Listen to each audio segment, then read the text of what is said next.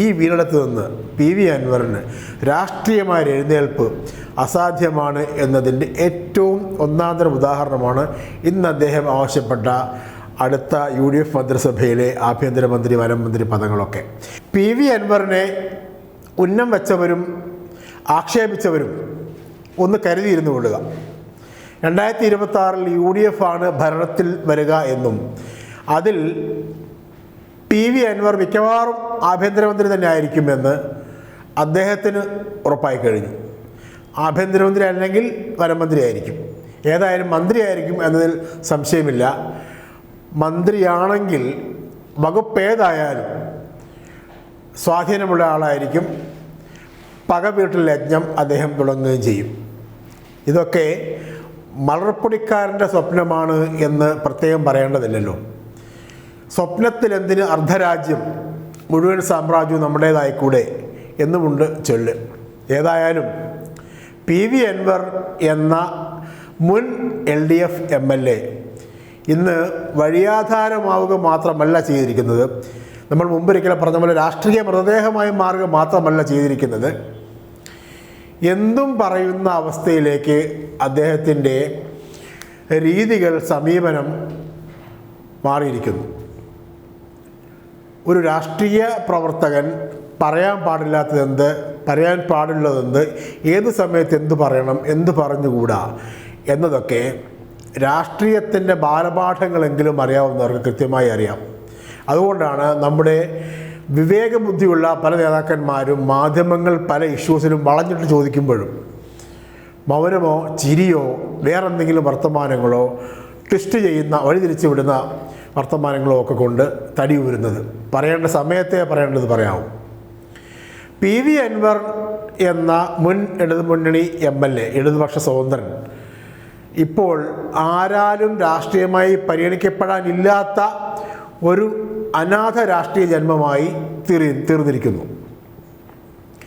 അത് ഏറ്റവും ശരിയായി തിരിച്ചറിയുന്നത് PV അൻവർ ആണ് എന്ന് ഈ ദിവസങ്ങളിൽ അൻവറിൻ്റെ ഓരോ വാക്കും കൃത്യമായി വിളിച്ചു പറയുന്നുണ്ട്.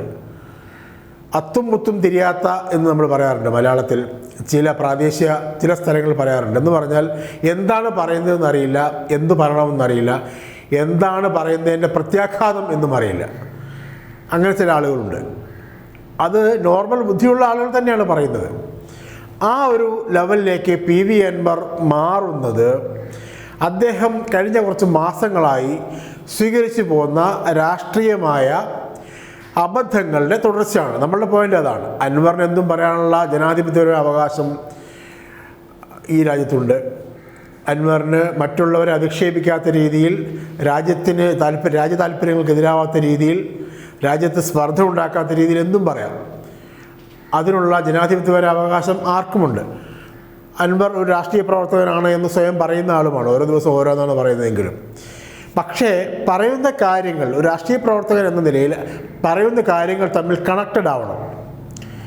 ഇത്രയും നമ്മൾ പറയാൻ കാര്യം, നമ്മൾ ഈ സംസാരിക്കുന്ന ദിവസം നിലമ്പൂർ ഉപതെരഞ്ഞെടുപ്പിൽ നാമനിർദ്ദേശ പത്രികകൾ പിൻവലിക്കാനുള്ള അവസാന സമയം കഴിയുന്ന ദിവസമാണ്. അൻവർ ഇന്ന് മാധ്യമങ്ങളുടെ മുന്നിൽ UDFിനോടായി വെച്ച ഡിമാൻഡുകൾ 3 പ്രധാനമായിട്ടും. ഒന്നുകിൽ UDF വരുമ്പോൾ 2026 ആ മന്ത്രിസഭയിൽ എന്നെ ആഭ്യന്തരമന്ത്രിയാക്കണം, അല്ലെങ്കിൽ വനം മന്ത്രിയാക്കണം. പിന്നെ പ്രതിപക്ഷ നേതാവ് സ്ഥാനത്ത് നിന്ന് എന്ന് പറഞ്ഞാൽ അന്ന് ഭരണം വരുമ്പോൾ എങ്ങനെയാണ് പ്രതിപക്ഷ നേതാവ് എന്നറിയില്ല, അത് പുള്ളിക്ക് തെറ്റിപ്പോയതായിരിക്കും. ഇപ്പോൾ പ്രതിപക്ഷ നേതാവ് സ്ഥാനത്ത് മാറ്റണമെന്നായിരിക്കും ഉദ്ദേശിച്ചത്. ഒരു വർഷം കൂടി പ്രതിപക്ഷ നേതാവായി VD സതീശൻ തുടരുമല്ലോ. അപ്പോൾ ഇപ്പോൾ ഇമ്മീഡിയറ്റായി പ്രതിപക്ഷ നേതാവ് സ്ഥാനത്ത് നിന്ന് സതീശനെ മാറ്റണം എന്നായിരിക്കും ഉദ്ദേശിച്ചത്. ഈ ഉപാധികൾ മുന്നോട്ട് വെച്ചുകൊണ്ട് വലിയ പെരുന്നാൾ കഴിഞ്ഞ് അൻവറിൻ്റെ പടയോട്ടം തുടങ്ങാൻ പോവുകയാണ് നിലമ്പൂരിൽ. അതുകൊണ്ട് അൻവറിൻ്റെ പടയോട്ടം എന്നത് നമ്മൾ സിംഗിൾ ഇമ്മിനേറ്റർ കോമിനിട്ട് പറയുന്നതാണ്. പുച്ഛവും പരിഹാസവും ഒന്നുമല്ല.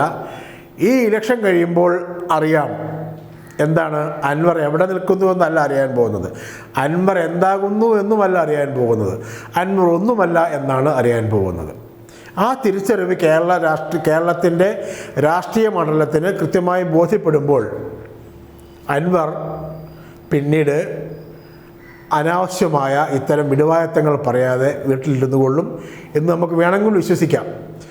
കാരണം കഴിഞ്ഞ കുറേ മാസങ്ങൾക്കിടയിൽ അൻവറിൻ്റെ പല ചെയ്തികളും ഓരോ ഘട്ടത്തിൽ പിടിവിട്ട് പോകുമ്പോൾ നമ്മൾ പറഞ്ഞിട്ടുണ്ട്, നമ്മളടക്കമുള്ള ആളുകൾ പറഞ്ഞിട്ടുണ്ട്, ഇത് അൻവറിൻ്റെ രാഷ്ട്രീയ അബദ്ധമാണ്, ഇത് അബദ്ധമാണ്. ഓരോ ഘട്ടത്തിലും പറഞ്ഞിട്ടുണ്ട്. അബദ്ധത്തിൽ നിന്ന് അബദ്ധത്തിലേക്ക് പോകുമ്പോൾ ഉദാഹരണമായിട്ട് ഒരു കാര്യം കൂടി പറഞ്ഞ് അവസാനിപ്പിക്കാം. അൻവർ ADGP അജിത് കുമാറിനെതിരെ ഉൾപ്പെടെ ചില കാര്യങ്ങൾ അക്കമിട്ട് പറയുകയും നടപടി ആവശ്യപ്പെടുകയും ചെയ്യുന്നതാണല്ലോ തുടക്കം. അന്ന് കേരളത്തിൻ്റെ മുഖ്യമന്ത്രി പിണറായി വിജയൻ തന്നെ നേരിട്ട് അൻവർ ചെന്ന് കണ്ടപ്പോൾ നൽകിയ ഉറപ്പുണ്ട്. നമ്മൾ DGPയെ, അതായത് കേരളത്തിലെ പോലീസിൻ്റെ ഏറ്റവും ഒന്നാമത്തെ തസ്തിക എന്ന് പറയുന്ന സംസ്ഥാന പോലീസ് മേധാവിയാണ്, അദ്ദേഹത്തിൻ്റെ നേതൃത്വത്തിലുള്ള ഒരു സംഘം DGP ഉൾപ്പെടുന്ന, അല്ലെങ്കിൽ DGPയെ തന്നെ അത് നമ്മൾ അന്വേഷിക്കാൻ ചുമതലപ്പെടുത്തിയിരിക്കുന്നു. ആ റിപ്പോർട്ട് വരുന്നവരെ പോലും വെയിറ്റ് ചെയ്യാതെയാണ് അൻവർ ചാടിയത്. അൻവർ ചില കാര്യങ്ങൾ തുറന്നു പറയുന്നുവെന്ന് ഭാവേന വിളിച്ചു പറയാൻ തുടങ്ങിയത്. ആ വിളിച്ചു പറച്ചിലിൻ്റെ ഒക്കെ ഇമ്പാക്റ്റ് എന്തായിരുന്നു? അൻവർ എന്ന് പറയുന്ന നിലമ്പൂരിലെ മുൻ MLA വീണ്ടുതല്ലോ കിടക്കുന്നു ധരണിയിൽ ശോണിതവും മണിഞ്ഞ അയ്യോ ശിവശിവ എന്നതാണ്. ഈ വീരിടത്ത് നിന്ന് PV അൻവറിന് രാഷ്ട്രീയമായ എഴുന്നേൽപ്പ് അസാധ്യമാണ് എന്നതിൻ്റെ ഏറ്റവും ഒന്നാന്തരം ഉദാഹരണമാണ് ഇന്ന് അദ്ദേഹം ആവശ്യപ്പെട്ട അടുത്ത UDF മന്ത്രിസഭയിലെ ആഭ്യന്തരമന്ത്രി, വനം മന്ത്രി പദങ്ങളൊക്കെ. അടുത്ത് വരുന്ന UDF ആണോ ഇല്ലയോ എന്നുള്ള രണ്ടാമത്തെ കാര്യമാണ്. UDF അങ്ങാനുമാണ് വരുന്നതെങ്കിൽ ആ മന്ത്രിസഭയിൽ ആരോഗ്യമന്ത്രിയാവും, ആഭ്യന്തരമന്ത്രിയാവും, വനം മന്ത്രിയാവുമെന്ന് സ്വപ്നം കണ്ടിരിക്കാനുള്ള അൻവറിൻ്റെ അവകാശത്തിന് ഒരു നല്ല നമസ്കാരം പറയുന്നു. നന്ദി, നമസ്കാരം.